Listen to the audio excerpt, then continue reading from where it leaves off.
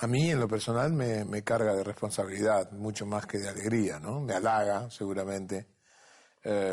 Pero básicamente enterarme, por ejemplo, de que cada vez son más los jóvenes los que me leen, me llena de una responsabilidad importante que a mí, en lo personal, me da cierto peso, que si bien no me inhibe de escribir, hace que yo tarde más en revisar cada texto que publico.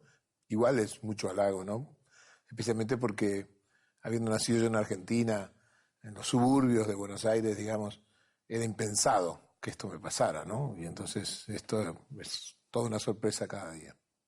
¿Ha abordado situaciones para las que no tenga respuesta, casos que dice son irresolubles en las terapias o algunos pacientes a los que haya confesado no puedo ayudarte?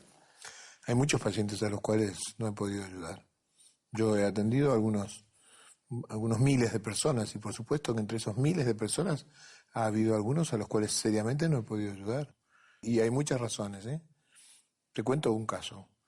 Llega una mujer, hace muchos años ya, hace más de 30 años diría yo, 25, llega una mujer a mi consultorio derivada por otro médico y me cuenta que está casada con un médico, como yo soy médico, que tiene 2 hijos, como yo, que tengo 2 hijos, y que una de las hijas se llama Claudia, como mi hija, y que su hija Claudia, un año antes, ha empezado con un trastorno grave, neurológico, y se ha diagnosticado un tumor, y que ya la han operado 2 veces y que hay que volver a operar, y una situación de tanto dolor y de tanto drama con su hija, que está amenazada de muerte inminente.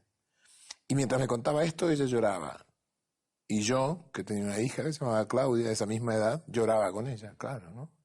Imposible no identificarse.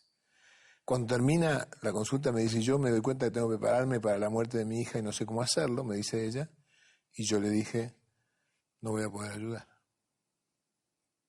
Porque la identificación era tan espectacular que cada vez que ella me contara lo que le pasaba, yo iba a llorar con ella y no iba a poder ayudarla. Y en ese caso no era porque el caso fuera muy complicado, sino porque la identificación era brutal. Y entonces un terapeuta tiene que poder decir, yo no. Y derivé a un colega, ¿no? Que trabaja en la misma línea que yo, pero que no tiene una hija que se llame Claudia, seguramente, ¿no? A veces pasa. Hay que saber asumir los límites y supongo que ese caso es como luchar contra natura, ¿no? Asumir la muerte de un hijo quizás sea de los capítulos más traumáticos que existen. Bueno, sin quizás, para mí es el dolor más grande que alguien puede atravesar. Yo no creo que haya ninguna cosa que sea comparable al dolor de la pérdida de un hijo. Pero esto es así porque tú y yo somos latinos, ¿eh? Los americanos, que tienen una estadística para todo, tienen un dolorómetro, por llamarlo de alguna manera. Y el mayor de los dolores para ellos no es la pérdida de un hijo. Es increíble, ¿eh? Es increíble. Está en tercer lugar. El dolor mayor para ellos es la pérdida del cónyuge, la muerte de la pareja. Y el segundo es la cárcel por defraudación.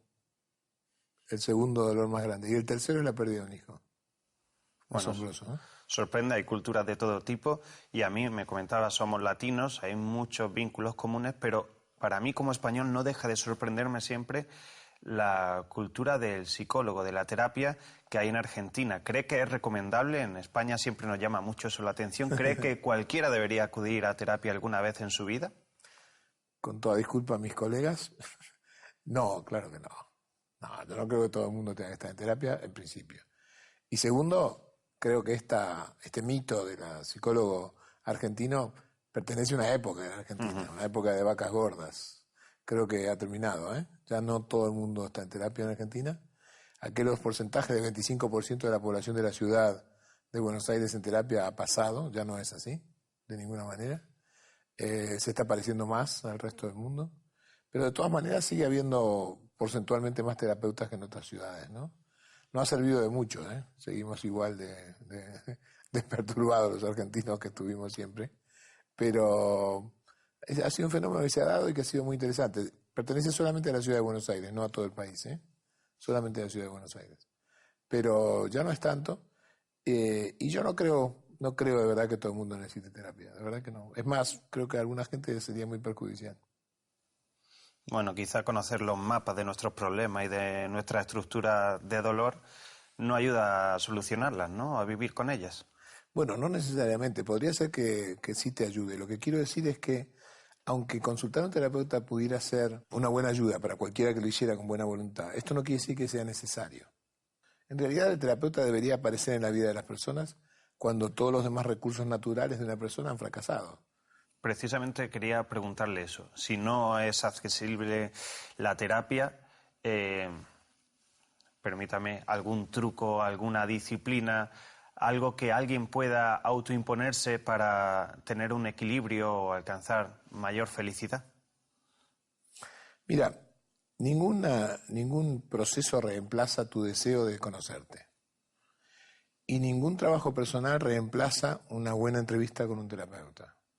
Y ningún libro, ni la colección completa de libros de Bucay, puede reemplazar una sesión con un buen terapeuta. Porque el proceso terapéutico es un proceso personal, no se puede reemplazar. Hay algunos lugares de ti mismo a los que eres ciego, que no puedes mirar. Y si tu problema está en uno de esos lugares que son ciegos a tu mirada, tú no puedes resolverlo solo. Quiero decir, para ponerte un ejemplo, si yo tuviera en este momento una marca de tinta en mi frente, tú podrías verlo, y todo el mundo que nos ve en televisión podría verlo, pero yo no. Todo el mundo podría ver mi marca negra aquí, pero yo no la podría ver. Hay algunos aspectos de uno mismo que están en zonas ciegas y que hace falta alguien que te lo diga. Es por esto que a veces suceden algunas discusiones en las parejas. Porque tu pareja, por ejemplo, es un excelente espejo donde mirarte. Tu pareja es alguien en el cual podrías mirarte para ver las cosas que tú no ves. Pero como nos enojamos cuando nos dicen estas cosas, a veces peleamos con nuestros esposos o con nuestras esposas porque nos dicen las cosas de nosotros que nosotros no queremos ver, pero están ahí y gracias a ellos podemos verlas, ¿no?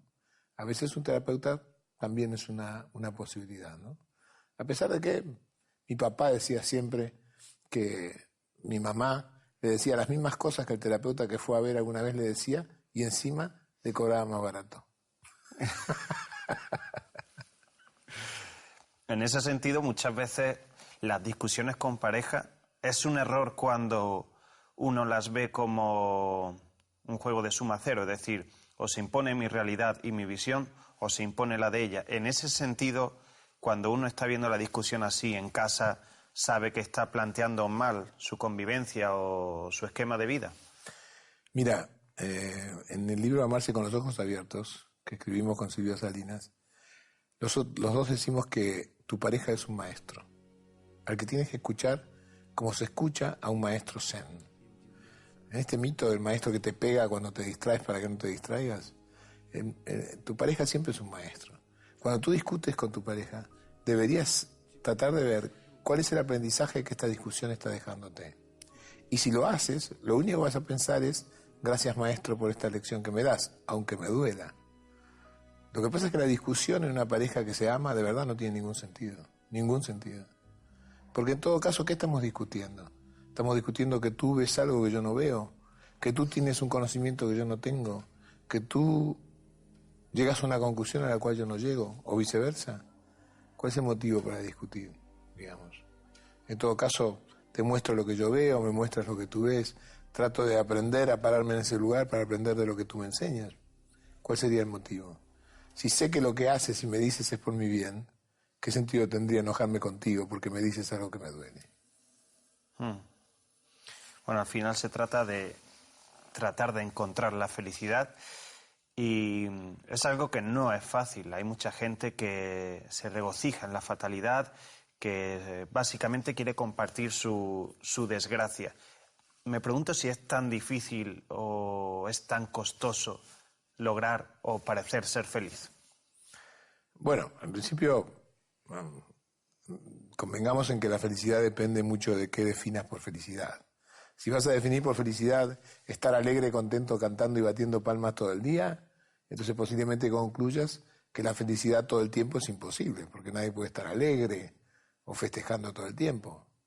Pero si vas a concluir que la felicidad es otra cosa, que no tiene nada que ver con la alegría, quizás sea más fácil. Yo no creo que la felicidad se parezca a estar alegre. Me parece que la felicidad se parece más a estar en paz.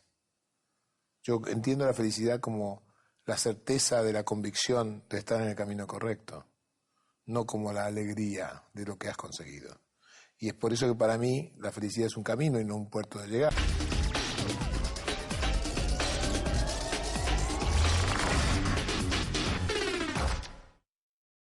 Saludos, seguimos en este programa de la entrevista charlando con el psicopedagogo argentino Jorge Bucay, uno de los principales y más importantes autores de libros de autoayuda.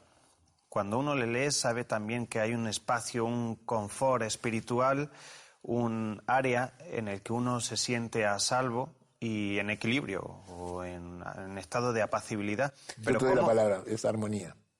Exacto. Ni equilibrio porque el equilibrio es otra cosa, ¿no? Ni de acomode. Es armonía. Es esta historia de estar armonizando las cosas que a uno le pasan para que no entren en conflictos una con otras y para que puedan subsistir y coexistir.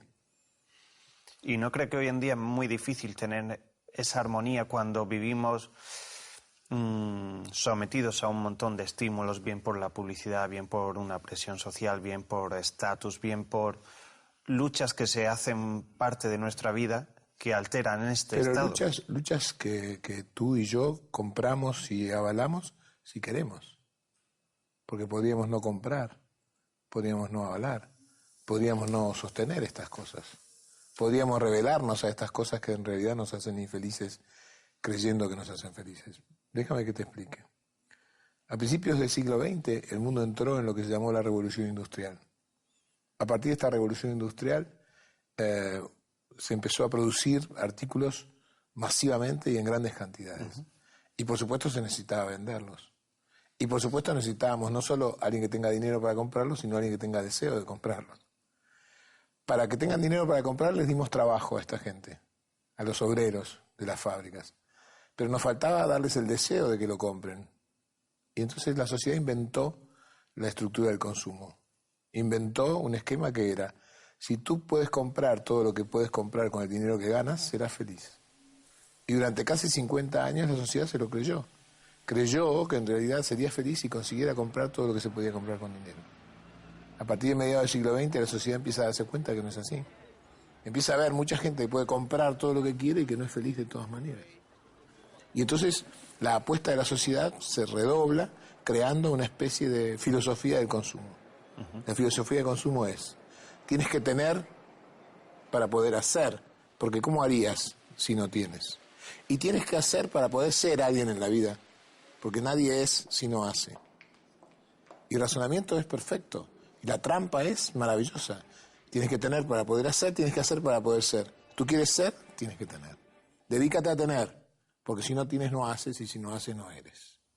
O sea, uno es lo que tiene. Pero la trampa es que este esquema está tan bien pensado por la sociedad de consumo que la secuencia entre estas cosas es cierta, solo que el orden está perversamente invertido. Lo que en realidad sucede es que tienes que ser para poder hacer, porque si no eres no haces nada. Y lo que tienes es consecuencia de lo que haces, y así debe ser. Debes ser para poder hacer y debes hacer para poder tener. Y entonces la importancia es lo que eres, no lo que tienes.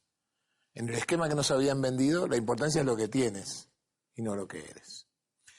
Cuando esta situación de perversidad nosotros la compramos, dándonos cuenta que es mentira, nos damos cuenta, caemos en la trampa de fortalecer lo que tenemos, para lo cual hay que acumular, para lo cual hay que comprar, para lo cual hay que poseer, para lo cual hay que juntar, para lo cual hay que ser ambicioso, para lo cual hay que competir, para lo cual tengo que tener un poco más que tú.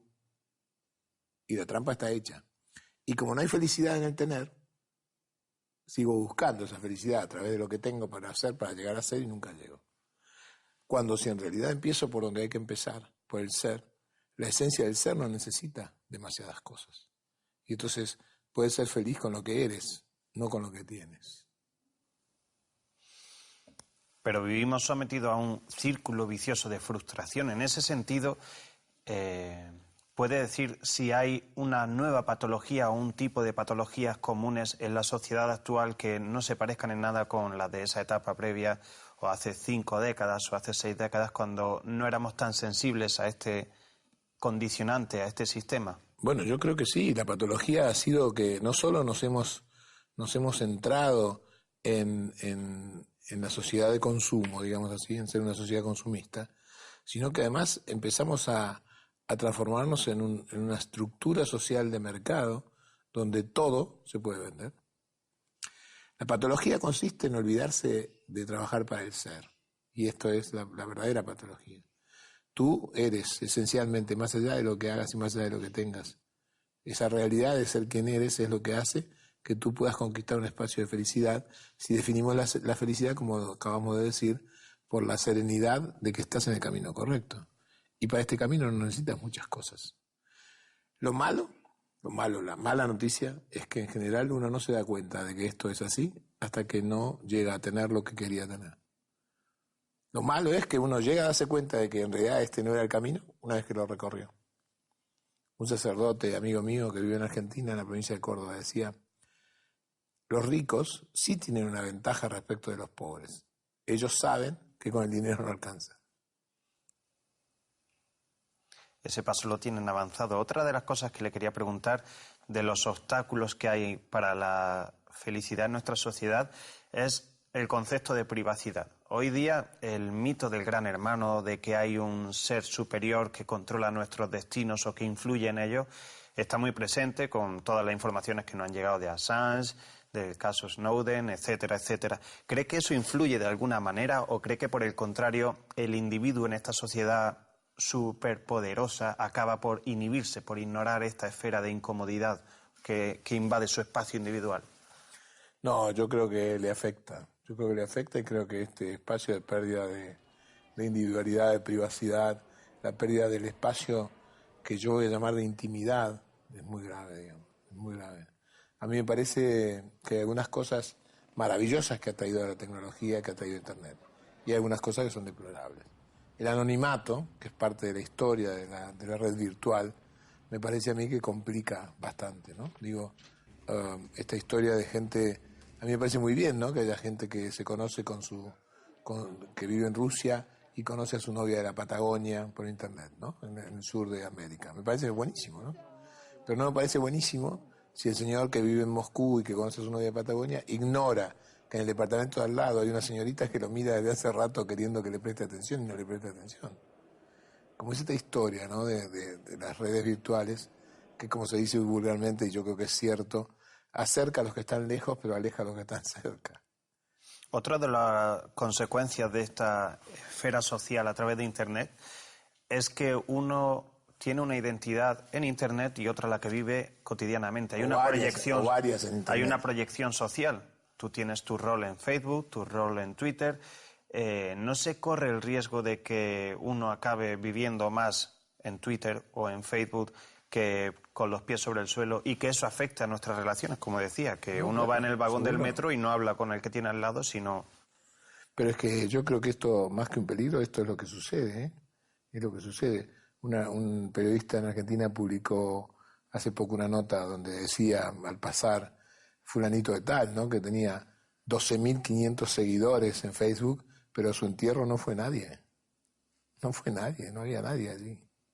Y este es el símbolo, ¿no?, de los seguidores, ¿no?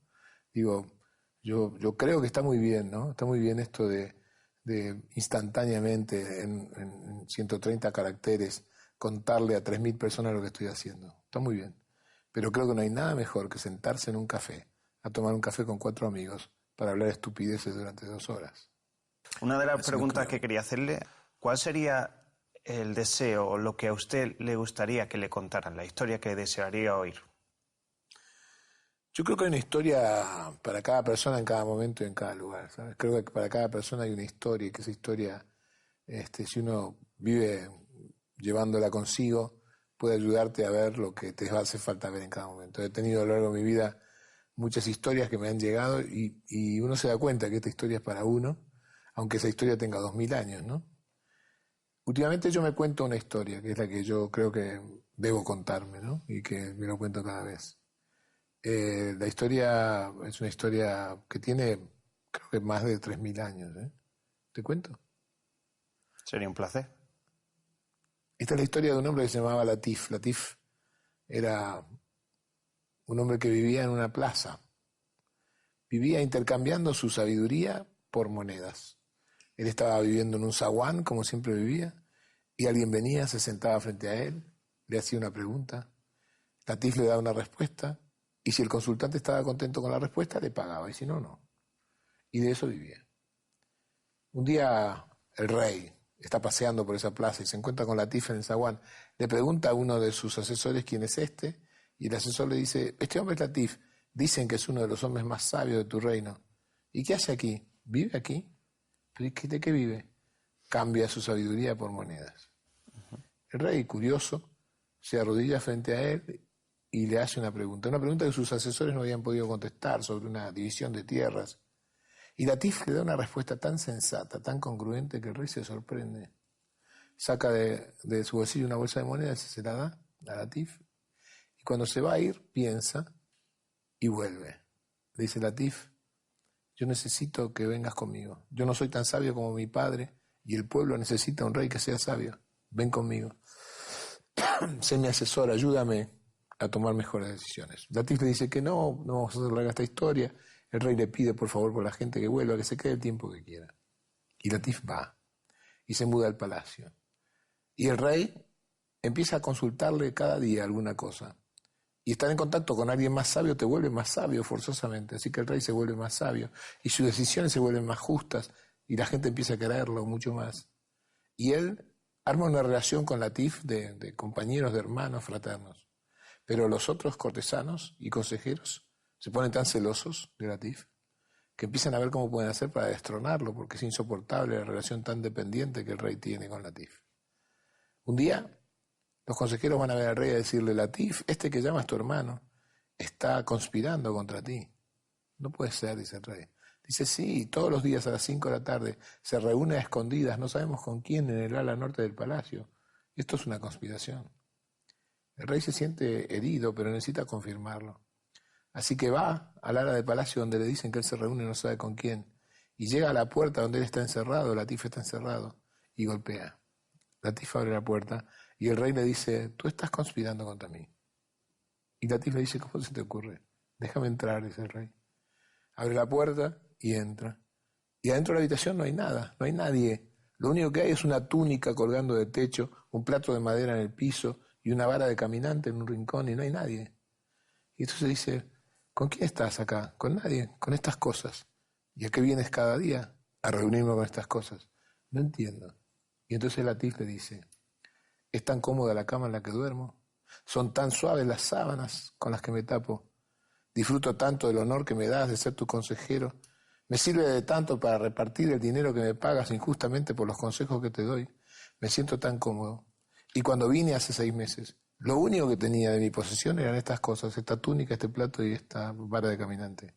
Vengo aquí cada día porque me da mucho miedo olvidarme de dónde salí.